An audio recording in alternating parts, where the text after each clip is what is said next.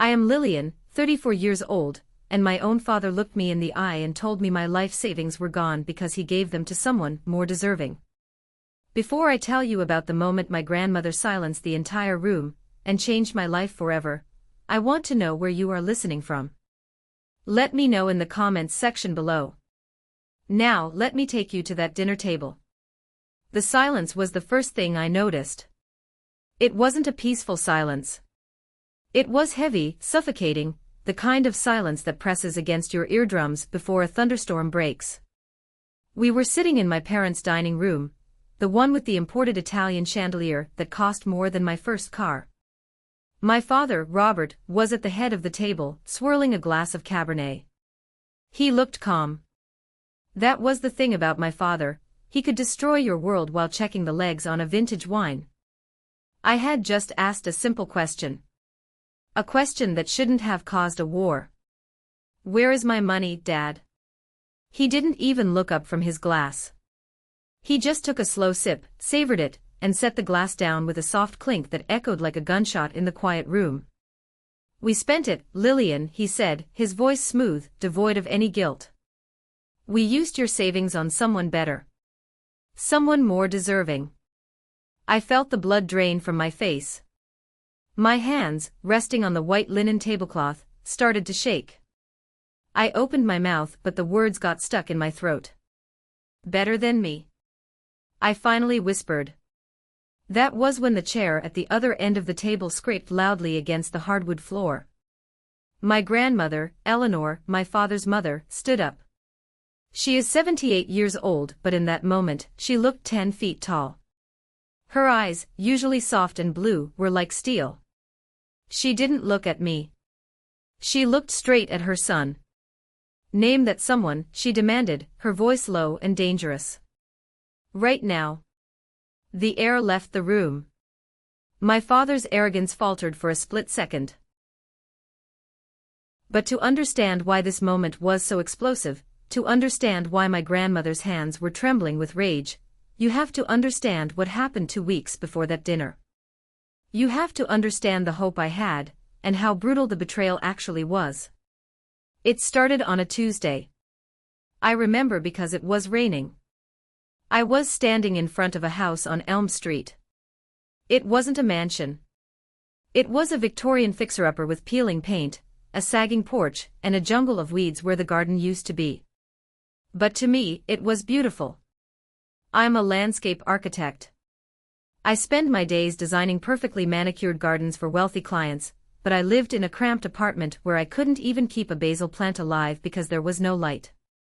This house was my dream. I had spent 10 years saving for it. Every bonus, every overtime check, every birthday check, I squirreled it all away. I drove a 10-year-old sedan that rattled when it went over 50 miles per hour so that I could put money into my future fund. My realtor, a sweet woman named Brenda, was holding an umbrella over me. Lillian, are you sure? It needs a lot of work. The roof alone. I'm sure, I told her, feeling a smile stretch across my face. I have the vision, Brenda. I can see the garden in the back. I can see the office on the second floor. This is it. I'm ready to make an offer. I had never felt so proud of myself. I wasn't asking my parents for help. I wasn't asking anyone for a handout. I was 34, and I was about to buy my first home with my own hard-earned money. We went to Brenda's office to draft the offer. The sellers were motivated. They wanted a quick close. I needed to put down an earnest money deposit, $5,000, to show I was serious. No problem, I said, pulling out my checkbook. I felt like a real adult.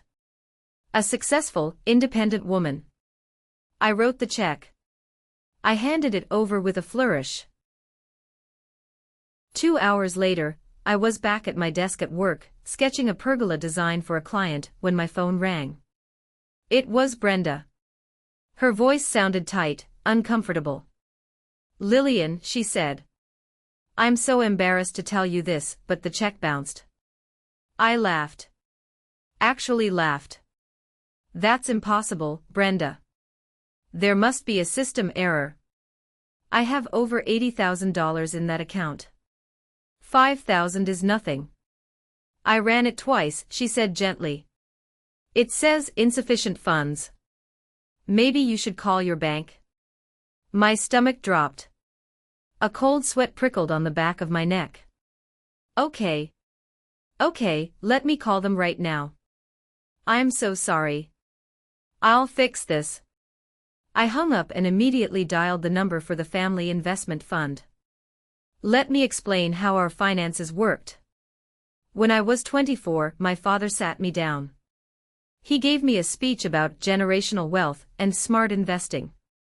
He told me that instead of letting my money rot in a regular savings account earning pennies, I should put it into the Carter Family Trust. He said he managed it personally. He said he was getting returns of 8, maybe 10%. It's your money, Lillian, he had said, looking so fatherly, so wise. I'm just the steward. I want to make sure your hard work grows. I trusted him. Why wouldn't I? He was my dad. He was a successful businessman, the CEO of Carter Construction. He drove a luxury car. He wore tailored suits. He was the smartest man I knew. So for 10 years, I direct deposited a chunk of my salary straight into that account. I rarely touched it. It was my safety net. My future house. I dialed his number first. Straight to voicemail. Hi, you've reached Robert Carter. I'm currently closing a deal. Leave a message. I hung up and called the bank directly. Mr. Henderson. He was the branch manager and an old golfing buddy of my dad's. He handled the family accounts. Hello, this is the office of Mr. Henderson, his secretary answered. Hi, this is Lillian Carter. I need to speak to Mr. Henderson immediately. It's an emergency regarding my account. One moment, Ms. Carter. Music played. Easy listening jazz. It felt like it played for an hour, though it was probably only 2 minutes. Finally, Mr. Henderson picked up. Lillian. How are you, dear? How's the job? His voice was jovial, too loud. Mr. Henderson, I'm trying to buy a house, I said, cutting through the pleasantries. My earnest money check just bounced. Brenda said there are insufficient funds. Can you check the system? I need that transfer to go through today. There was a pause on the other end. A long, awkward pause. I could hear him typing on a keyboard. The clicking sound seemed to echo in my ear. Ah, he said. The jovial tone was gone. Lillian, are you looking at the main subaccount ending in 409? Yes, I said, my heart hammering against my ribs. That's my savings. There should be around $82,000 in there. Lillian, he said, his voice dropping to a whisper. The balance on that account is $42.16. The world stopped spinning. The lights in my office seemed to dim. What? I couldn't breathe. That's a mistake. Check again. Did the system crash? Did a transfer get stuck? No, Mr. Henderson said. He sounded nervous now. There have been significant withdrawals over the last 6 months. Large transfers. I assumed you knew. Your father authorized them as the primary trustee. My father. I gripped the phone so hard my knuckles turned white. What do you mean my father authorized them? That's my money. It's legally designated as my subaccount. Technically, Henderson stammered, it's a family trust, Lillian. As the primary trustee, Robert has full access to allocate funds as he sees fit for the benefit of the beneficiaries. Look, I really shouldn't be discussing this over the phone.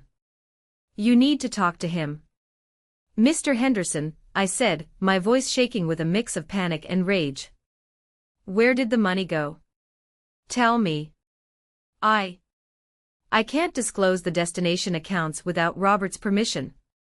I am a beneficiary. I yelled, not caring that my co-workers were staring. Tell me. Lillian, please. Talk to your father. The line went dead. I sat there in my office chair, staring at the black screen of my phone. $42. 10 years of missed vacations. 10 years of driving a beat-up car. 10 years of eating ramen noodles while my friends went out to fancy dinners. Also, I could buy that house on Elm Street. Gone. I called my father again. Voicemail. I called my mother. Hi, honey. Her voice was chirpy. She was probably at the garden club. Are you coming for Sunday dinner this week? Mom, I said, fighting back tears. Where is Dad? He's at a meeting with Caleb, she said. Caleb. My brother. The golden child. They're looking at some new equipment for Caleb's DJ business.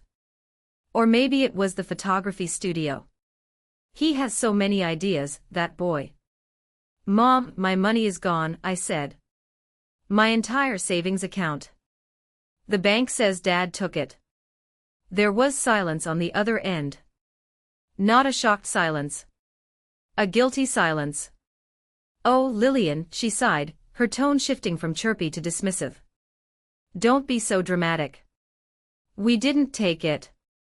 We just moved some resources around. It's a family matter. Moved resources. I stood up, grabbing my purse. Mom, that was $80,000. That was my house. I made an offer on a house today. Well, you shouldn't have done that without asking us first, she snapped. Really, Lillian, you're so impulsive. We'll talk about this on Sunday. Dad will explain everything. It's for the greater good. The greater good. I hung up. I didn't go back to work. I walked out to my car, my rattling, rusty sedan, and I sat in the driver's seat and screamed until my throat was raw. But as I sat there, wiping the tears from my face, something changed. The sadness began to harden. It turned into something cold and sharp. I wasn't just a daughter anymore. I was a victim of theft. And I wasn't going to wait for Sunday to hear their excuses. I needed to know exactly where my life had gone. And I had a feeling I knew exactly who had spent it. This wasn't just about money. This was about a lifetime of being second best. And Sunday dinner. It wasn't going to be a family meal. It was going to be a reckoning. That brings us back to the dinner table. To my grandmother standing up. To the command, name that someone. But to truly understand why my father did what he did, I have to take you back further. You need to see the pattern. You need to see the monster they created in my brother, and the ghost they made of me. To understand the theft, you have to understand the family. In the Carter household, there were two distinct classes of citizens. There was Caleb, the crown prince, and then there was me, Lillian, the staff. My brother Caleb is 5 years younger than me. From the moment he was born, he was the center of my parents' universe. He was a difficult baby, colicky and loud, and my mother decided that meant he was sensitive and special. I was quiet, independent and studious, which my parents decided meant I didn't need much. They were right. I didn't need much. But I wanted what every child wants, to be seen. Let's rewind to my 18th birthday. It was a milestone. I had just been accepted into the State University for Landscape Architecture. I had graduated as valedictorian of my high school class. I remember coming downstairs that morning, heart fluttering with a little bit of hope. My friends were getting cars or trips to Europe for their 18th birthdays. I didn't expect a car, I knew money was tight, according to Dad, but maybe a laptop for college. There was a small, flat package on the kitchen table wrapped in blue paper. Happy birthday, sweetheart, my dad said, barely looking up from his newspaper. My mom was busy making pancakes, chocolate chip, Caleb's favorite, even though Caleb wasn't even awake yet. I opened the package. It was a drafting kit. Not a professional one. A generic set you could buy at a craft store for $30. Plastic rulers. A compass that looked like it would break if you pressed too hard. Practical, my mom said, flipping a pancake.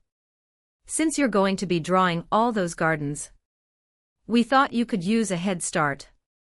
Thank you, I said, forcing a smile. It's useful. We expect you to find a job on campus, Lillian, my father added. We'll cover tuition but room, board, and books. That's on you. It builds character. I nodded. I accepted it. That was the deal. I was the practical one. I could handle it. Now cut to 2 years later. Caleb's 16th birthday. We were in the driveway.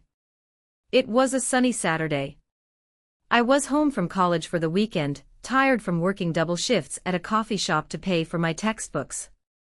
Close your eyes, son, my dad yelled, sounding more excited than I had ever seen him. Caleb stood there, grinning. He was failing math. He had been suspended twice for fighting. He didn't have a job. He didn't have character. My dad pressed a button on a key fob. Chirp, chirp. The garage door slowly rolled up. And there it sat. A Porsche 911. It wasn't brand new, but it was magnificent. Vintage silver, red leather interior, gleaming under the garage lights. It was a car worth more than my entire college education. No way. Caleb screamed, running toward it. No way. Is this mine? It sure is, champ, my dad beamed, clapping him on the back. A man needs a machine that commands respect. This will give you confidence. I stood there, holding my bag of laundry I had brought home to wash. I felt like I had been punched in the gut. Dad, I said, my voice quiet. You said money was tight. You said I had to pay for my own dorm. My mom turned to me, her face softening into that pitying look that I hated. Lillian, honey, don't be jealous. It's ugly. Caleb needs this. He's struggling with his self-esteem. He needs a boost. You're strong. You're capable. You don't need a fancy car to know who you are. I drive a Honda Civic with a tape deck that doesn't work, I said. I take the bus when it snows because my tires are bald. And look how resilient you are because of it, my mom chirped, as if that settled it. That was the narrative. Lillian is strong, so she gets nothing. Caleb is weak, so he gets everything. They fed the monster. Over the years, I watched it grow. Caleb dropped out of community college after one semester because the professors didn't get his vibe. My parents bought him a $20,000 DJ setup because he was going to be the next Skrillex. He played 2 gigs and got bored. Then he wanted to be a pilot. They paid for lessons. He quit after ground school because it was too much reading. Meanwhile, I graduated. I got a job as a junior associate at a prestigious firm. I started making a decent salary. I wore suits I bought at thrift stores and tailored myself. And then came the financial trap. I was 24. I had saved my first $10,000. I was so proud. I went to dinner at my parents' house to tell them. That's fantastic, Lillian, my dad said. He poured me a glass of wine. It was the first time he treated me like an adult. But you know, letting that money sit in a checking account is losing money. Inflation eats it away. I know, I said. I was thinking of opening a high-yield savings account. Nonsense, he waved his hand. Returns on those are garbage. Look, I handle the family portfolio. Real estate, stocks, bonds. I average 10% annually. Why don't you pool your money with the family trust? I'll set up a sub-account for you. No fees, because I'm your dad. It'll grow twice as fast. I hesitated. But then I looked at him. He was the CEO. He was successful. And for the first time, he was offering to help me. Not with a handout but with advice. He was including me in the family. Okay, I said. That sounds smart. It is smart, he smiled. It's what wealthy people do, Lillian. They consolidate power. So I set up the transfer. Every month, 20% of my paycheck went to him. For 10 years. I watched that number on the monthly statements he emailed me. $20,000. $45,000. $70,000. It was my blood, sweat, and tears. It was the weekends I worked instead of dating. It was the cheap apartments. It was the inheritance I was building for myself because I knew I wouldn't get one from them. I never suspected a thing. The statements looked official. Carter Family Trust, beneficiary, Lillian Carter. But looking back, I missed the signs. I missed the way my dad stopped talking about his construction company's profits. I missed the way my mom started buying fewer designer bags. I missed the way Caleb always seemed to have new toys, a jet ski, a new truck, a diamond engagement ring for his girlfriend, Emily, even though he hadn't held a job for more than 3 months in his life. I was blind because I wanted to be trusted. I wanted to be the good daughter. But the practical one was about to wake up. And God helped them when she did. Because when I walked out of my office that rainy Tuesday, after hanging up on my mother, I didn't go home to cry. I went to find the truth. And what I found wasn't just negligence. It wasn't just favoritism. It was a crime. I sat in my car outside the bank branch the next morning. It was 8:55 a.m. I watched Mr. Henderson unlock the glass doors, flipping the sign from closed to open. I didn't wait. I got out of my car, smoothing down my blazer. I needed to look professional. I needed to look like I wasn't about to scream. I walked straight past the teller line. "I'm here to see Mr. Henderson," I told the receptionist. "Do you have an appointment?" "Tell him Lillian Carter is here, and if he doesn't see me in 30 seconds, I'm calling the State Banking Regulatory Board." The receptionist's eyes went wide. She picked up the phone. 20 seconds later, Mr. Henderson appeared at his office door. He looked terrible. His tie was crooked, and there were dark circles under his eyes. He knew. He knew I was coming. "Lillian," he said, forcing a smile that looked more like a grimace. "Please come in." I walked into his office and didn't sit down. I stood over his desk. "Print it," I said. "Print what?" He feigned ignorance. "The full transaction history for the last 24 months. Not the summary. Not the statement my father emails me. The raw bank ledger. Incoming and outgoing." "Lillian, I told you, privacy laws." "Mr. Henderson," I leaned in, placing my hands on his mahogany desk. "My name is on that sub-account. You said it yourself yesterday. It's for my benefit. If you don't give me that printout, I will walk out of here, hire a lawyer, and subpoena this bank so fast your head will spin. And I will personally name you in the lawsuit for aiding and abetting fraud. Do you want to lose your pension over my father's bad decisions?" He flinched. He looked at the door, then back at me. He sighed, a deflating sound. "Fine," he whispered. "But you didn't get it from me. You found it." "I don't know," left on a desk. He typed for a minute. The printer in the corner whirred to life. It spat out page after page. 5 pages. 10 pages. I snatched them up while they were still warm. I sat in the chair then, because my legs gave out. I started reading. The deposits were there. Payroll deposit, $1,200. Payroll deposit, $1,200. My life, month by month, entering the account. Then came the withdrawals. They weren't investment transfers to stocks or bonds. They were consumer purchases.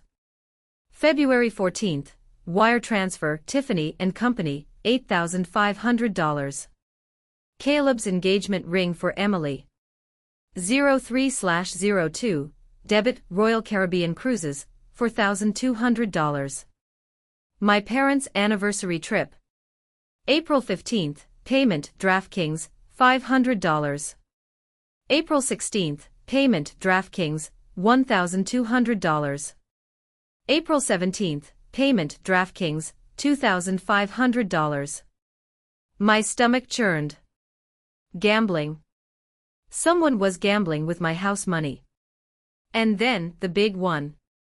3 months ago. Debit, Stuttgart Motors, $12,000. Monthly auto draft, Porsche Financial Services, $1,450. I stared at the paper. The numbers blurred. They used my money, my safety net, the money I ate ramen to save, to make the down payment on another Porsche for Caleb. And they were using my monthly deposits to pay the lease. He leased a car, I whispered. With my money. Mr. Henderson rubbed his forehead. Robert told me it was a business vehicle for Caleb's new venture. He said you were an investor. An investor. I laughed, a sharp, hysterical sound. I'm not an investor, Mr. Henderson. I'm the victim. I kept reading. It got worse. There were payments to a divorce attorney, my dad's old friend. Was someone getting divorced? No, it was a consultation fee. Probably for Caleb's last breakup before Emily. There were payments to a high-risk lender. What is this? I pointed to a line item. Quick Cash Corp., $2,500. Henderson winced. That looks like a payday loan repayment. My father is the CEO of a construction company, I said. Why is he paying off payday loans? The construction industry has been slow, Henderson said carefully. Robert has been leveraging personal assets to keep cash flow positive. He's been waiting on a big contract from the city. It hit me then. My dad wasn't just stealing to spoil Caleb. He was broke. The wealthy Robert Carter was drowning, and he was using me as his life raft. But he wasn't using the money to save the company. He was using it to maintain the image of wealth. To keep Caleb in luxury cars and my mother in designer clothes, while the ship went down. I took the papers. Thank you, Mr. Henderson. Lillian, wait, he called out as I reached the door.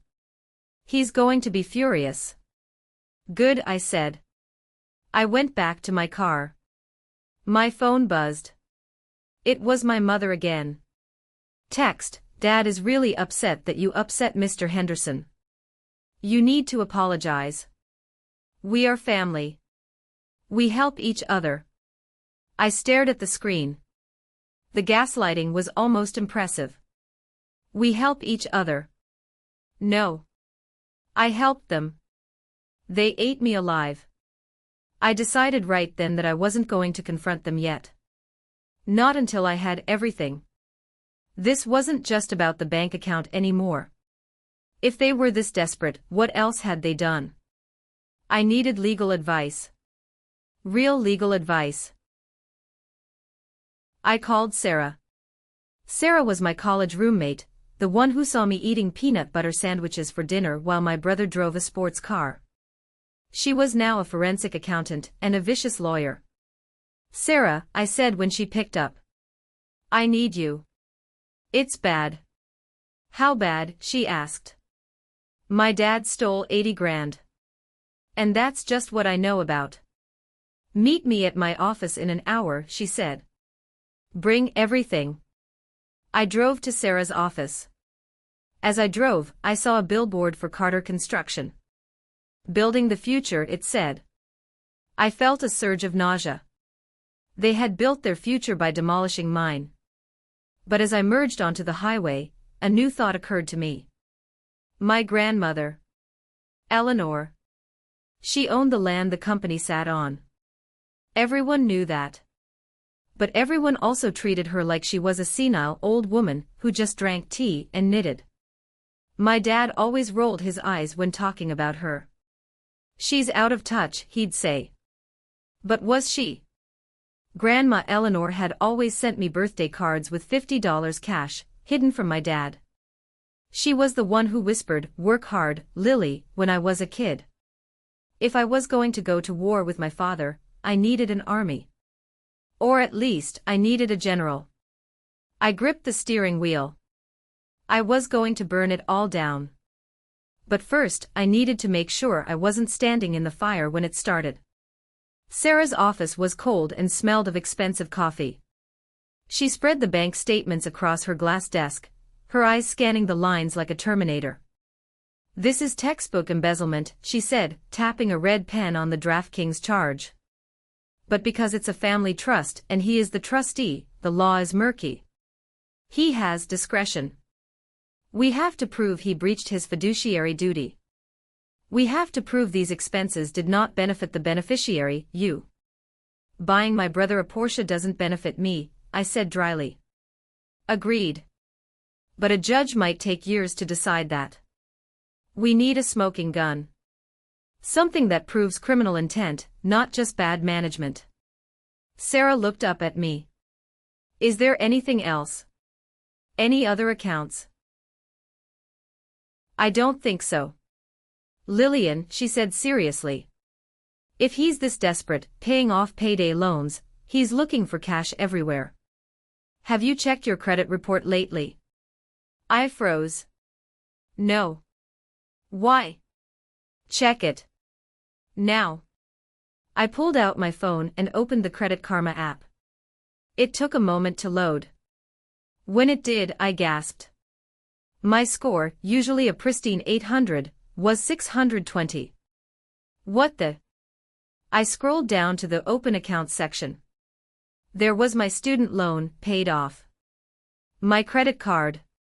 And a new line item. Business loan, First National, $50,000. Opened 3 months ago. "Sarah," I whispered, holding up the phone. "There's a $50,000 business loan in my name. I didn't open this." Sarah grabbed the phone. "He stole your identity. That's it. That's the nail in the coffin. That's fraud. Federal fraud." My hands were shaking uncontrollably. It wasn't just the savings. He had put me in debt. He had chained me to his sinking ship. "I need the physical paperwork," Sarah said. "I need to see the signature on that application.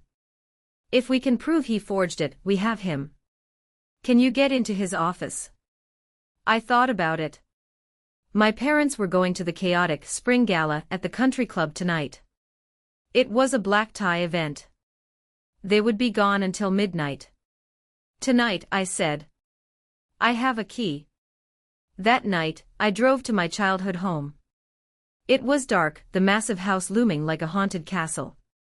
I let myself in. The silence was eerie. I went straight to my father's home office.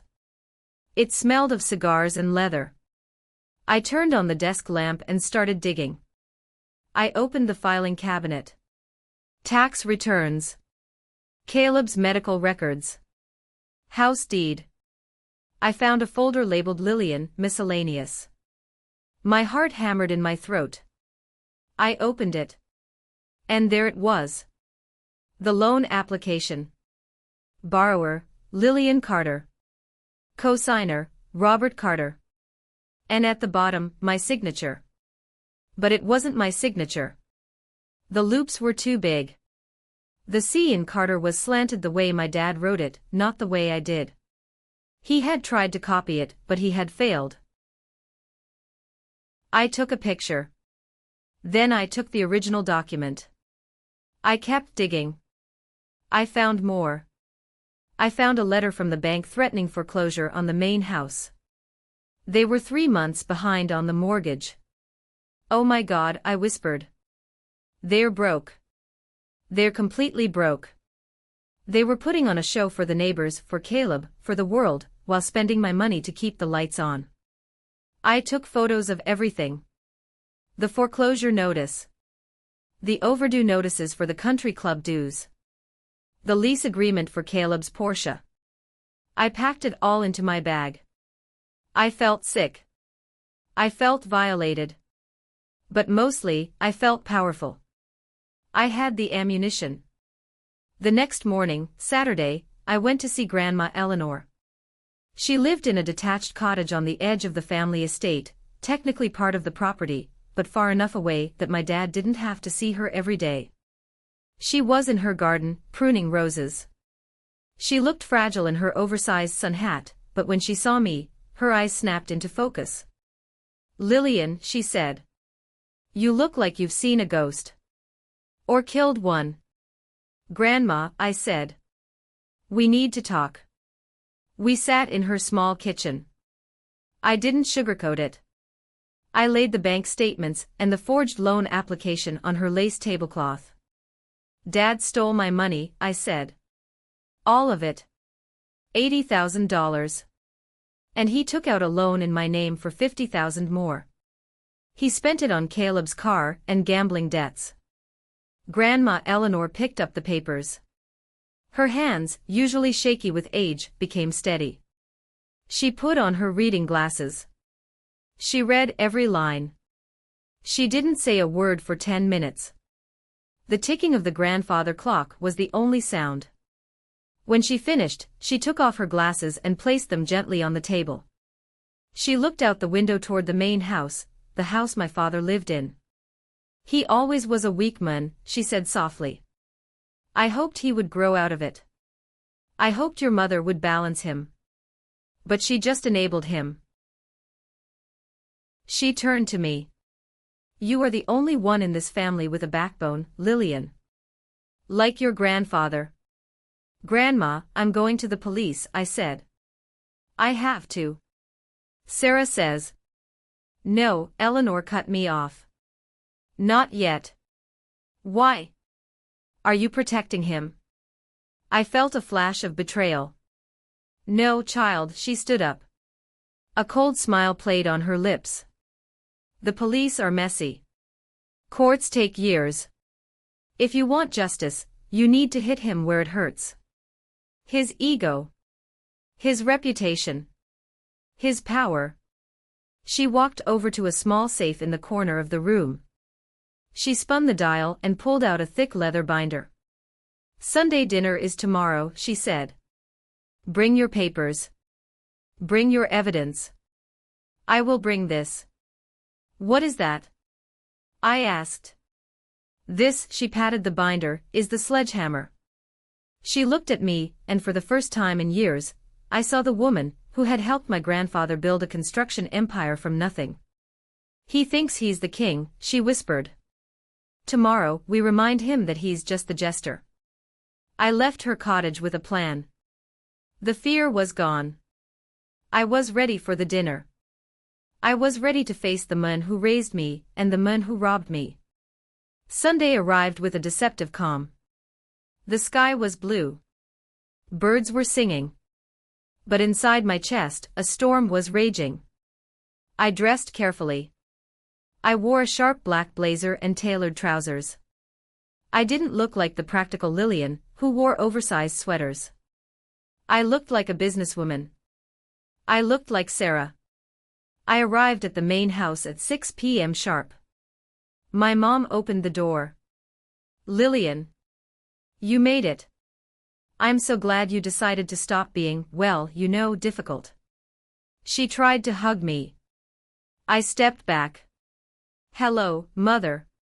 She blinked, confused by the coldness, but recovered quickly. Come in, come in. Caleb and Emily are already here. Look at Emily's dress.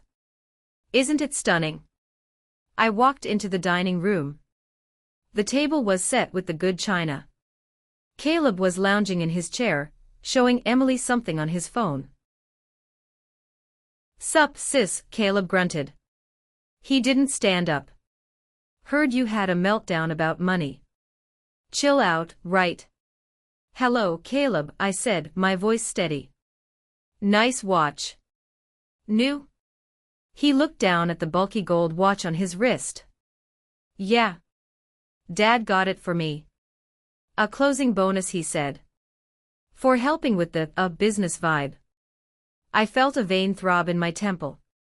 A closing bonus bought with my home deposit. Hi Lillian, Emily said. She was a sweet girl, a kindergarten teacher. She had no idea she was marrying into a crime scene. I love your hair. Don't get too comfortable, Emily, I thought. You won't be here long. My father walked in then. He looked tired but put on his CEO mask immediately. Lillian. Glad you came to your senses. Family needs to stick together. He sat at the head of the table. Grandma Eleanor came in last. She walked slowly, using her cane, but her eyes were darting around the room, assessing the battlefield. She sat at the opposite end of the table from my father. Dinner was served. Roast beef. Expensive wine. The conversation was superficial. My mom talked about the gala.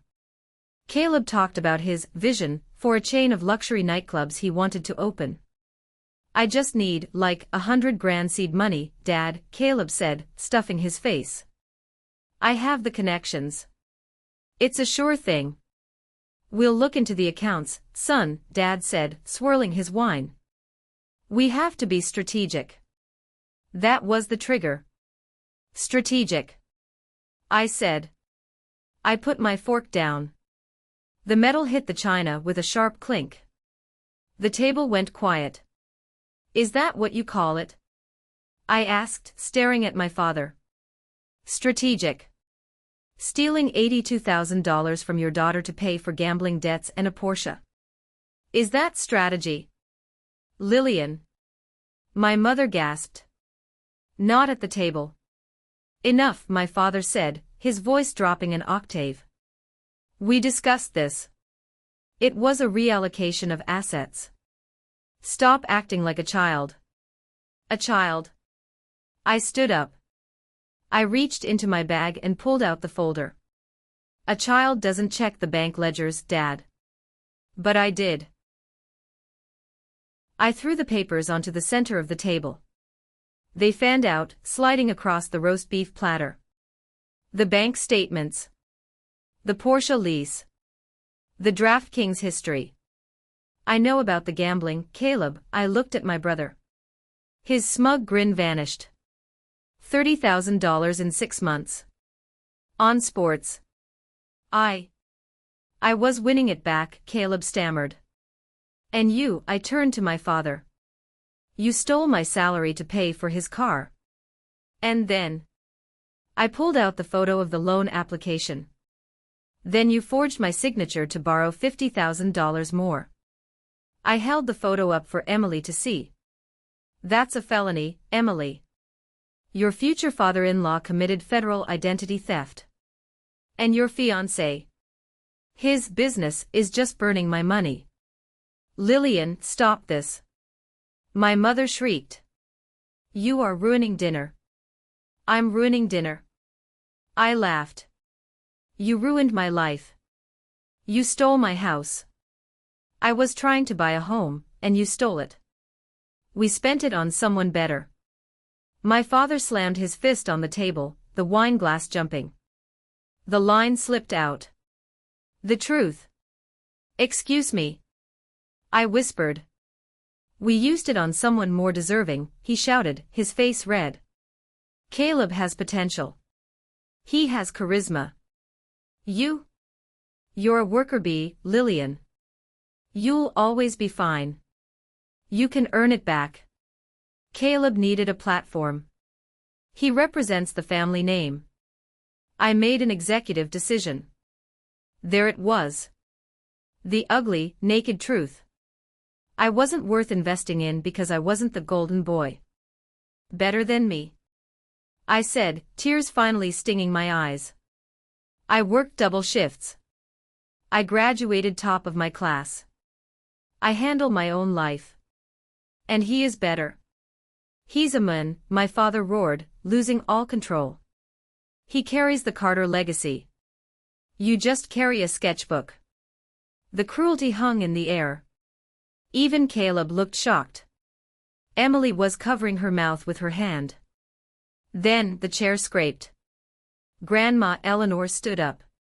"Name that someone," she said.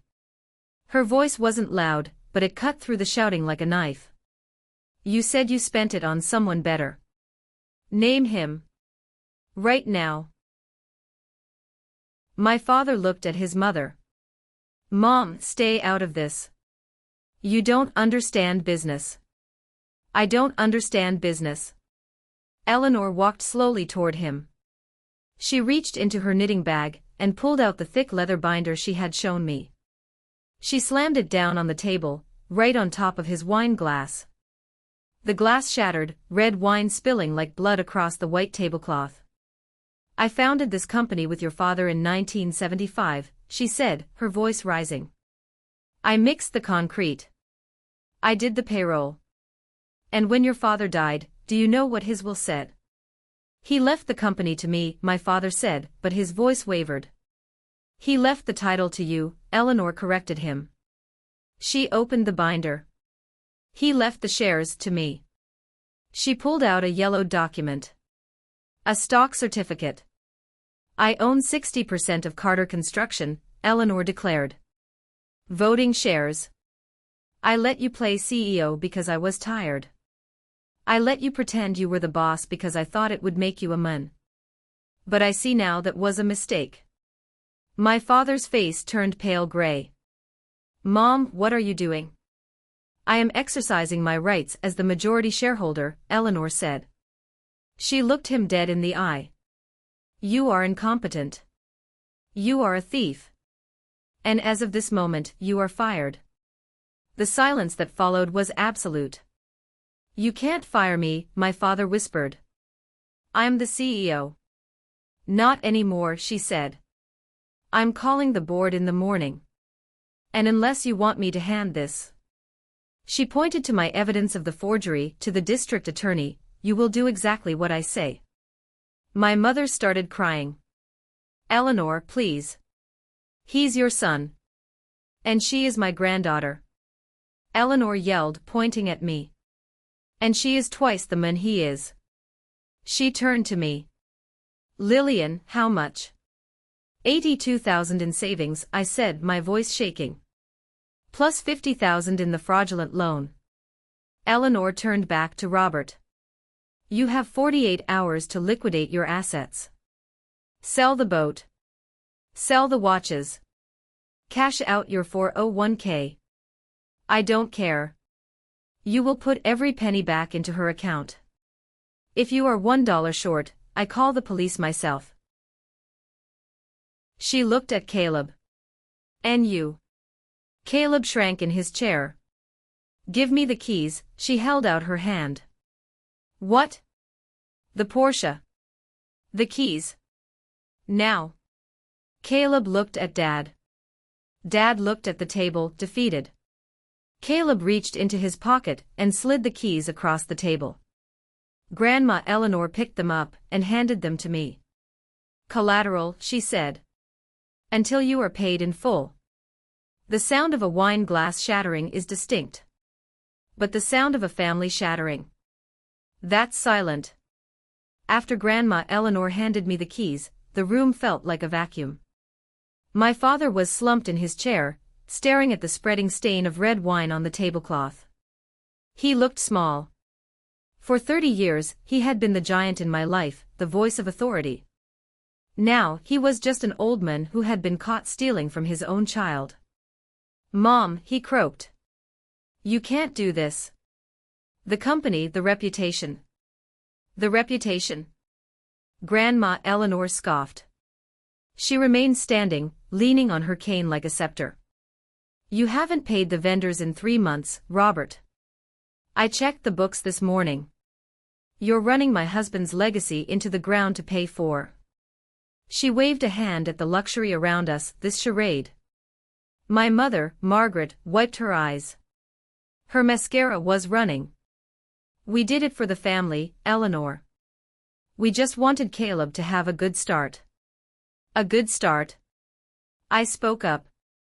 The adrenaline was fading, leaving me feeling cold and exhausted. You crippled him, Mom. Look at him. We all looked at Caleb. He wasn't defending his father. He wasn't comforting his mother. He was furiously texting on his phone, probably trying to delete his gambling apps. Then, a movement caught my eye. Emily. She stood up slowly. She took off the napkin from her lap and placed it on the table. Her face was pale, but her eyes were clear. She looked at Caleb. You told me you were a partner in the firm. Caleb looked up. Babe, I am. I mean, I'm going to be. Grandma is she's confused. She just fired your father, Emily said flatly. And she proved you've been living off your sister's stolen money. She looked down at her hand. At the engagement ring. The ring that cost $8,500. The ring paid for by the transfer on February 14th from my account. She slid the ring off her finger. Emily, wait, Caleb panicked, standing up. Don't be like that. It's just a family dispute. We have money. No, Caleb, she said. Her voice broke, but she held it together. You don't have money. Lillian had money. And you stole it. She placed the ring on the table next to the Porsche keys. I can't marry a thief, she said. She looked at me. Lillian, I had no idea. I'm so sorry. I know, I said softly. It's not your fault. Emily walked out. We heard the front door close. Caleb stood there, mouth open. Then he turned to Dad. Fix this. You said you had it under control. You lost Emily. Shut up. My dad roared, finally snapping. He stood up, knocking his chair over. I did everything for you. I risked jail for you. And you gambled it away. You gave it to me. Caleb shouted back. Silence. Grandma Eleanor's voice cracked the air again like a whip. Robert, she said calmly. Get out of my house. This is my house, he spat. Check the deed, she said. The trust owns the estate. I control the trust. You have lived here rent-free for 20 years. Get out. Go to a hotel. You and Margaret both. Where are we supposed to go? My mother wailed.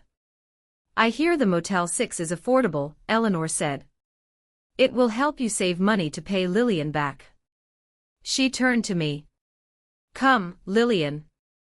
Let's go have tea in my cottage. The air in here is toxic. I grabbed my bag. I grabbed the folder of evidence. And I grabbed the Porsche keys. I walked out of that dining room, and I didn't look back. I heard my mother sobbing and my father shouting at Caleb as we left the house. We walked across the lawn to Grandma's cottage in the twilight. The cool air hit my face, and I finally took a deep breath. Grandma, I said when we were inside her cozy kitchen. Did you really mean it? About the shares? Every word, she said. She put the kettle on. I should have done it years ago. I let affection blind me. But when you showed me that loan application, that wasn't just bad money management, Lillian. That was malice. That was sacrificing one child to feed the other. I won't stand for it. She looked at me. You're going to be the CEO, you know. I choked on air. What? Not yet, she waved a hand. You have a job. You have a life. We'll hire an interim manager. But eventually. Carter Construction needs a builder, not a gambler. And you, my dear, are a builder. I sat there, stunned. The next 48 hours were a blur of activity. My lawyer, Sarah, drafted a formal repayment agreement. Faced with the threat of prison and his mother's wrath, my father liquidated everything. He sold his boat. He sold his collection of vintage watches. My mother sold her designer handbags and jewelry. They cashed out their remaining IRAs. 2 days later, I sat in Sarah's office. A wire transfer came through. $132,000. It covered the stolen savings, the fraudulent loan payoff, and the legal fees. I paid off the fraudulent loan immediately, closing that account forever. I put the rest back into my own bank account, at a different bank, one that Mr. Henderson didn't work at because Grandma had him fired too, by threatening to pull the entire company's accounts. I had my money back. I had my life back. But the victory wasn't just financial. A week later, I drove to the Victorian house on Elm Street. It was still there, peeling paint and all. I called Brenda. "Is it still available?" "The sellers were about to list it again," she said. "Do you have the funds?" "I do," I said. "And this time, it's cash." I stood on the porch of my new home, holding the keys. I was alone, but I didn't feel lonely. I felt clean. But as I stood there, my phone buzzed. It was a text from Caleb. Text: "Hey sis. Can I borrow like $50? I need to get to a job interview, and I have no gas." Dad cut me off. I looked at the message. For a second, the old Lillian, the helper, the practical one, wanted to send it. It was just $50. He was my brother. Then I remembered the dinner. I remembered the someone more deserving. I typed back, "Try the bus. It builds character." Then I blocked his number. It has been exactly 12 months since the dinner of judgment, as I like to call it. A lot can change in a year. Seasons change, flowers bloom, and if you are lucky, the weeds finally die out to make room for the roses. I want to take you to a Tuesday morning in October. I was standing in the middle of a 3-acre estate in the hills, holding a blueprint. The wind was crisp, smelling of pine and dried leaves. "Ms. Carter." I turned around.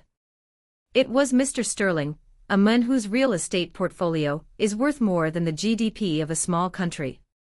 He was looking at the Japanese maple I had just positioned near the koi pond.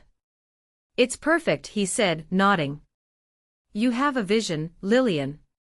Most architects just look at the land. You look at the life that's going to happen on it." "Thank you, Mr. Sterling," I smiled. "It's about balance. You can't force the land to be something it's not. You know," he adjusted his glasses, "I've worked with Carter Construction for 20 years. Your father always tried to sell me the most expensive materials, the gaudiest designs. He wanted to impress me. You just want to build something that lasts." He paused. "I'm moving all my commercial landscape contracts to your firm. Effective immediately." My heart did a little flip. My firm. Greenscape Design.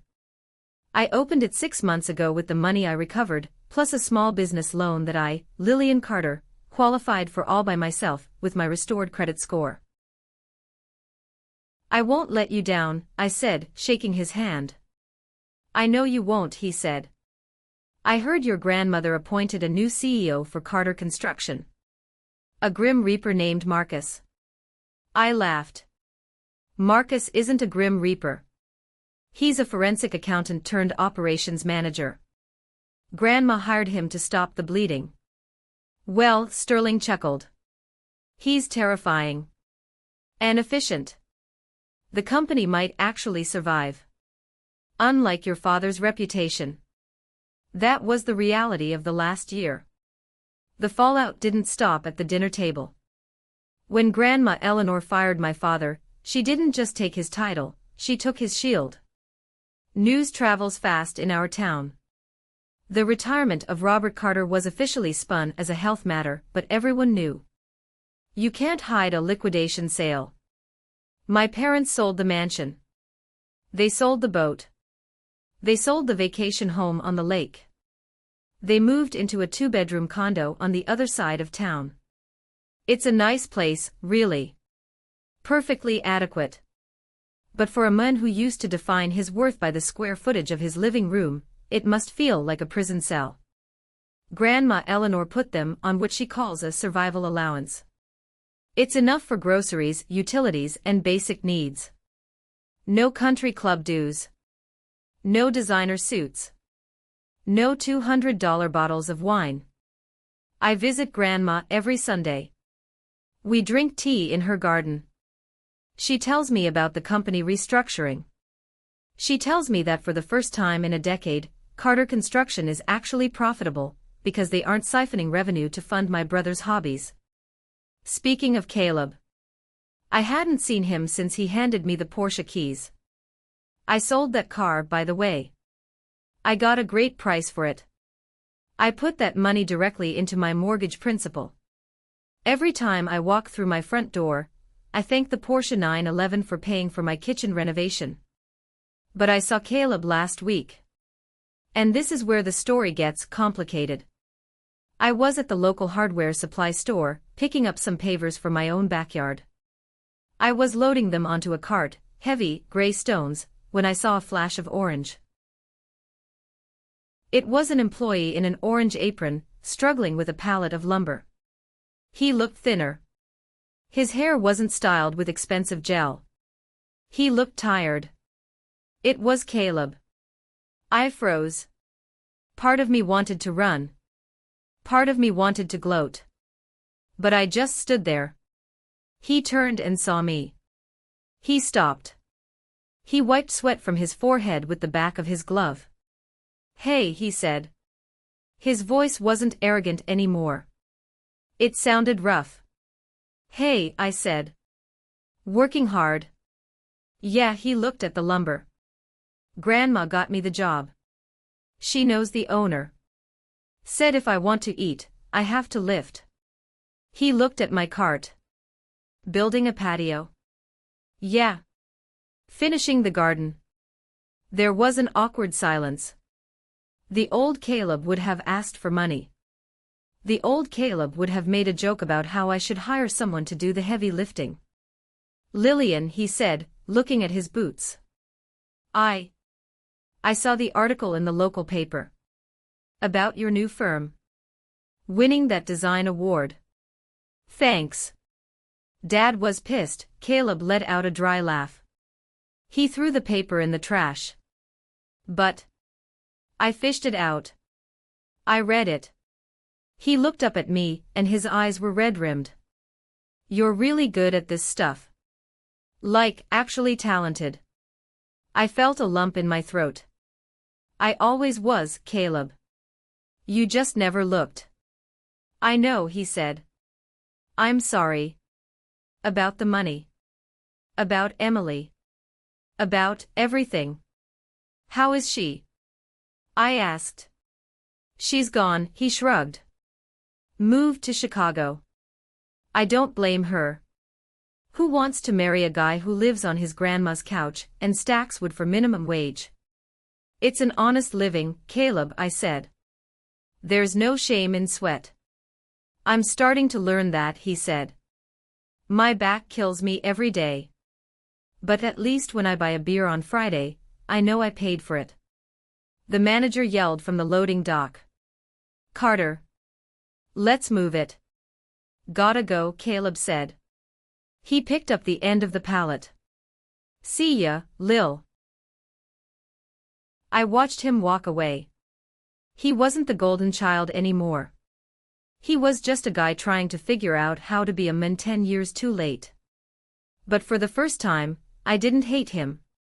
I pitied him. And I respected that he was finally, actually trying. But the biggest revelation of the year didn't come from Caleb. It came from the most unexpected source, Uncle Ben. You remember Uncle Ben? My mother's sister's husband. The quiet man who sat in the corner at family parties while Aunt Carol made snide comments about my single status. 2 months ago, Uncle Ben called me. "Lillian, can I stop by? I have something for your housewarming." I was surprised. Sure, Uncle Ben. He arrived with a potted orchid and a small USB drive. He sat on my new velvet sofa, looking nervous. Your Aunt Carol doesn't know I'm here, he said. She's still taking your mother's side. She thinks you were cruel to expose them like that. I did what I had to do, I said firmly. I know, Ben nodded. And I'm proud of you. But I have something that might help you sleep better at night. In case you ever doubt yourself. He placed the USB drive on the coffee table. What is this? 3 years ago, Ben said, I was at your dad's office helping him fix his network server. You know I work in IT. I didn't accidentally do it. I was suspicious. I set up a backup recording of his office line because he was talking about shifting assets, and I was worried he was getting involved in something illegal that would blow back on the family. And I recorded a conversation between your father and Mr. Henderson. It's on the drive. File dated August 12th. Ben stood up. You don't have to listen to it. But if you ever wondered why he did it, why he chose Caleb over you, the answer is in there. After Ben left, I stared at the drive for an hour. Did I want to know? Was the golden child theory not enough? I plugged it into my laptop. I put on my headphones. I clicked play. Static. Then my father's voice. I know the returns are down, Henderson. Just move the funds from Lillian's subaccount. Henderson's voice, Robert, that's a lot of equity. Lillian is smart. She's going to notice eventually. Why not pull from Caleb's trust? Or the main liquidity pool? My father sighed. It was a heavy, resentful sound. Because if I give Caleb money, he spends it and comes back. He needs me. He's dependent. He makes me feel necessary. There was a pause. But Lillian. My father's voice turned cold. Lillian is too much like my mother. She's sharp. She's independent. If she gets the capital, if she buys that house and starts her own firm, she won't need me anymore. She'll outgrow me. She'll realize she's smarter than me. Henderson, so you're handicapping her. To keep her close. I'm managing the hierarchy, my father snapped. Caleb is the legacy because I can control him. Lillian. Lillian is a threat. She's the only one who could actually run this company, and that scares the hell out of me. So we keep her hungry. We keep her working. We keep her looking for my approval. The recording ended. I sat in my silent living room, tears streaming down my face. It wasn't just sexism. It wasn't just favoritism. It was fear. My father stole from me not because he thought I was weak, but because he knew I was strong. He knew that with resources, I would surpass him. He tried to clip my wings because he was terrified of how high I could fly. That realization was the final key. It unlocked the last chain binding me to him. I wasn't the victim of his neglect, I was the target of his envy. And looking around my beautiful home, listening to the wind chime in my garden, I realized something else. He failed. He took my money. He took my time. He took my trust. But he couldn't take my talent. He couldn't take my drive. And in the end, his attempt to bury me only made me grow roots deeper and stronger than he could ever imagine. I wiped my face. I didn't need to send the recording to anyone. I didn't need to confront him with it. Knowing was enough. I had won. We are at the end of the journey now. I want to take you to this evening. Right now. I am sitting on my back porch. It's a screened-in lanai that I designed myself. There are string lights glowing softly above me, and the smell of jasmine is heavy in the air. This is the house on Elm Street. The one I almost lost. The peeling paint is gone, replaced by a warm sage green.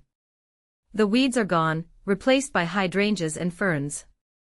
It is quiet. Peaceful. Peace is expensive, my friends. I don't mean money, though it costs that too. I mean it costs you people. It costs you relationships. To get to this chair, to this peace, I had to walk through a fire that burned down my entire family tree. Earlier today, I went to the mailbox. There was a plain white envelope inside. No return address. But I recognized the handwriting. It was messy, like a doctor's prescription. Caleb. I opened it. Inside, there was no letter. No long apology or excuse. There was just a check. Pay to the order of Lillian Carter. Amount, $200 memo, payment 1 of $660. I stared at the check. $200. At this rate, it would take him 55 years to pay back the $132,000 debt. But he sent it. He actually went to the bank, got a cashier's check, bought a stamp, and mailed it. I smiled. I didn't tear it up. I didn't burn it. I opened my banking app and deposited it. Not because I need the $200, my business is on track to gross $500,000 this year, but because he needs to pay it. He needs the dignity of repayment. I texted him one word, received. He texted back immediately, cool. It's not a Hallmark movie ending. We aren't going to hug and cry and roast marshmallows together next Christmas. The trust is gone, and trust is like a mirror. Once it's broken, you can glue it back together, but you can still see the cracks in the reflection. But we have a truce. And for now, that is enough. Grandma Eleanor came over for dinner tonight. She drove herself, despite being 79. She parked her vintage Mercedes in my driveway, right where Caleb's Porsche used to be in my nightmares. We ate roasted chicken and drank tea. We didn't talk about Dad. We didn't talk about Mom. We talked about the future. I'm tired, Lillian, she said, setting her teacup down. The company is stable now. Marcus is doing a good job. But he's a placeholder. Grandma, I warned. I have my own firm. I'm happy. I know, she smiled, a wicked twinkle in her eye. But you can do both. You can be the chairman of the board. You can set the vision. You can hire the people who actually know how to build, not just how to spend. She reached across the table and took my hand. Her skin was paper thin, but her grip was iron. Your father tried to bury you, she whispered. He didn't realize you were a seed. That's a garden metaphor, I laughed. You're pandering to your audience. I'm speaking the truth, she said. You are the inheritance now. Not the money. The legacy. You are the Carter who builds. I looked at her, this woman who had saved me. And I realized that family isn't just about whose blood runs in your veins. It's about who stands up for you when the room is silent. It's about who hands you the keys when everyone else is trying to take them away. My father and mother. They are my biology. They gave me life and then they tried to consume it. My grandmother. She is my family. She gave me justice. And me? I am my own protector. I walked her to her car. The stars were out. See you Sunday, she asked. See you Sunday, I said. As she drove away, I looked back at my house. It's not just a structure of wood and brick. It's a monument to no. No to being used. No to being the practical one, while someone else gets to be the special one. No to the lie that we owe our toxic family members our lives just because we share a last name. I went back inside and walked into my home office. On the wall, framed in simple black wood, is the first check I ever earned from my own client. And next to it, I think I'm going to frame that $200 check from Caleb. It's a reminder. A reminder that people can change, but only when they are forced to face the consequences of their actions. A reminder that forgiveness doesn't mean forgetting, it means moving forward without the weight of anger. And most of all, a reminder that my dad was wrong. He said he spent the money on someone more deserving. He was wrong. Not because I am better than Caleb, but because no one, absolutely no one, deserves your life savings more than you do. I sat down at my desk, opened my laptop, and started sketching a new garden. This one is for a children's hospital. It's going to have a sensory maze and a fountain that kids can play in. It's going to be beautiful. I am Lillian Carter. I am an architect. I am a survivor. And I am finally, truly, home. Before I sign off, I want to talk to you, yes, you, listening to this story in the dark or on your commute. My story had a happy ending because I had a secret weapon, my grandmother. But not everyone has an Eleanor. If you are in a situation where family members are pressuring you for money, controlling your finances, or making you feel guilty for their bad decisions, you need to hear this: financial abuse is abuse. It often starts small. Can I borrow $20? Put the car in your name, my credit is bad. Let us manage your savings for the family good. It sounds like love, but it's control. My father used the term fiduciary duty when it suited him, but he ignored the moral duty of a parent. If you have joint accounts with parents or siblings who have a history of financial irresponsibility, please separate your finances today. Check your credit report. It's free. I didn't check mine until it was almost too late. Don't let trust be the reason you lose your future. You are not a bad person for saying no. You are not a bad child for protecting your salary and your hard work. You are the CEO of your own life. Do not let anyone else sit in the big chair. Now, I have a question for you. What is the one boundary you have set with your family that saved your sanity? Or if you just enjoyed the justice in this story, drop the word "good" in the comments below so I know you're with me. Thank you for listening. Stay strong, stay solvent, and keep building.